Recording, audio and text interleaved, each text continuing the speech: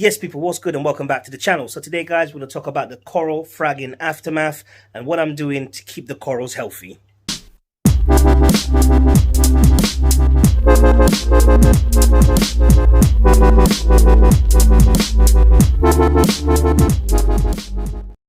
Okay, guys, since my last video that I took at night to show you guys what I did or the amount of coral frags I took out from this tank. So this colony that was down here, that's gone. It's replaced by a frag from the pink millie. Put it down there to give that that corridor a bit more color, because it was a lot of green, like I said, in this system. Also, I've got this coral pullets at the top here. I don't know what that is. It was an Indonesian frag that I got from a friend, so I'll place that on top there, and it's just glued, so you can see all the glue at the bottom. And it just, once you see something freshly glued and you can see that white glue, it just pees me off. It just makes me uneasy about my whole system. But it's the patience game, and what I'm loving about fragging and starting from scratch on this here, not starting from scratch, but starting with smaller pieces of coral for certain parts on the aquascape, is the fact that I can have fun while building or encouraging the corals to grow. So that's the main part of this hobby for me, is the fun that you have watching the corals grow, dosing your trace elements, dosing your components, just to see a small frag grow into something massive. Now, people always say to me, oh, your sandbed's quite clean. Listen, my sandbed isn't like 100% white all the time. There are times where there are brown patches, and I'll show you what I'm talking about. So at the back here is a typical place for detritus to collect, and this is a place that I have to concentrate on. I will do a water change today, and I will probably use the siphon to get some of this crap out, because there's a lot of bits of coral and dead skeleton just accumulated in the corner here as well. Also, if you see at the bottom here as well, there's bits of coral that's fallen off from the old forest fire that I took out, so that's got to be removed. And I will try to get all this coralline or brown or green algae off the glass as well. Now, what I use to give my glass a good clean, and I'm talking about like in the corners here, just give it a good clean, I use one of these with a razor blade. Now, when using this, you just have to be really careful, because at the end of the day, you are using a razor blade, and this thing can go through your silicone. So you have to be really diligent in how you go along the edges to get rid of all that coralline algae or just regular algae growing on your glass.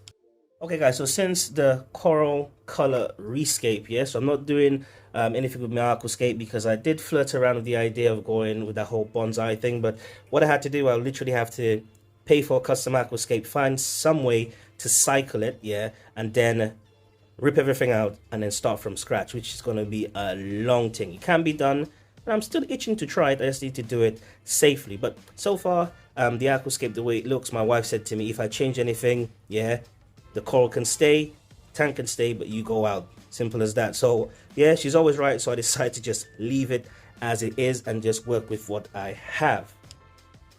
Now, since chopping up these corals, fragging it, because these guys were getting way too close to the glass, so I had to get rid of some pieces here, and also this staghorn here to start chopping off, because it's getting way too long. So since doing that, what I've been dosing, Red Sea Reef Energy Plus, Coral Nutrition AB Plus, every now and again I used to dose this 2 or 3 times a week.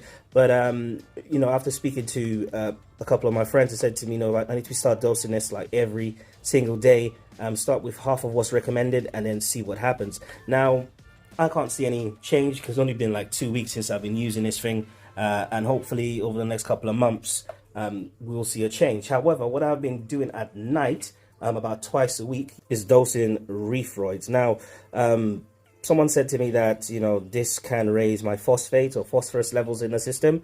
So what I have done, rather than dosing 8 ml a day of my ATI Coral Nutrition P or ATI P, what I've been doing 3 ml a day, and my phosphorus phosphates seem to sit around 0.03, which is still a bit low. So I'm just giving it a couple of weeks to see whether dosing reefroids we'll raise that to that 0.5 to 0.7 mark that I usually had. Also, since I have been dosing reef roids, I've noticed that my pod population has exploded. I mean, like, even during the day, you can see pods just scurrying about on the aquascape. I may have to get a RAS to keep them in check, but if there are pods in there and they're happy and they're multiplying that quickly, that's all good for my cleanup crew. So all the crap that's left overnight, the pods can eat that and keep the system in balance, keep the system healthy. Also, I'm geared up to do a water change today, do about 15 liters for the system. And I think doing water changes it's just a good thing to do.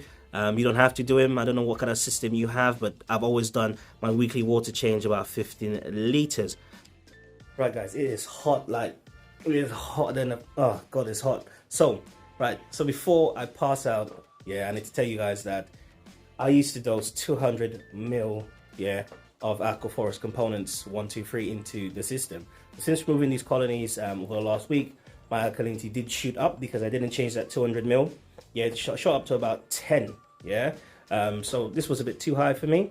So what I did was I reduced that 200 to about 150, and it seems to be holding around 8.6. And I also did a few little water changes in between, reducing that dosage. So over about 5 days, I did 2 small water changes and reduced the dosing by 20 mil each day. So I'm sitting about 150 at the moment. So it's holding about 8.6. What I'm going to do is I'm going to do another water change, like I said earlier, and then tomorrow test my water to see where I sit. Okay, guys, so while the water drains down into the sump for me to do my water change, I've got some terrible news. My Melanoris wrasse has died. So one day, it was fine, it was swimming around, enjoying itself, living life. And then the next day I woke up, or the next morning I woke up, and then it was on the sandbed being eaten by the hermit crab, by the cleanup crew. So I don't know what happened there, but I'll not be replacing it anytime soon. I don't know if this tang is bullying my other fish. I suspect it is. I haven't seen it doing it personally. But I'm just gonna err on the side of caution here and not replace any fish until my corals have grown back and everything is back where I want it to be. Doesn't matter if you're growing LPS, SPS, or even softies.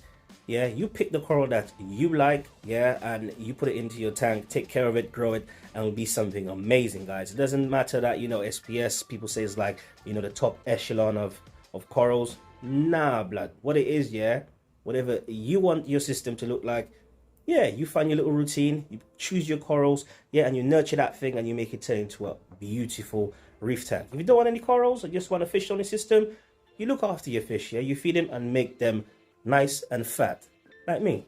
People, that's the end of the video today, guys. It's just a quick update, showing you guys what's left with the frags. Tank still looks okay, it still looks all right, but to me it just looks like bare bones, and it's kind of like peeing me off. But I just have to be patient, just patience, until it grows back in a couple of months and it looks magnificent. Now, some advice to you new reefers out there, or you guys are reefing now. Listen, pick the sense from the nonsense. Like I've said this before time and time again. You can join forums and Facebook and all that, speak to tons of people. Everyone reefs differently, so you need to hone in your skill, people. So how you reef, just fine tune it. So if you're doing something wrong, seek the knowledge, apply it slowly. Don't go in 100%, do a little bit by little bit. It will take a couple of days, even months, till you see good results with your coral and your fish and your system in general. So just be patient, apply your knowledge, and once you've got your routine, write it down or memorize it and put yourself in that routine of if something looks different or something doesn't look right, how to fault find, and you can know how your system operates. And that's the only way you're going to be successful, guys, if you get into that routine. Recognize when your system doesn't look all right and what to do to correct that slowly, because in this hobby everything right happens over a long period of time, and everything wrong happen like that. In a day you could lose a coral. Trust me, I've seen it happen, and you don't want to be that guy. Right, so guys, this is Narayan for HC Aquatics Reefing. Don't forget to like, share, subscribe, guys. I'll see you next time.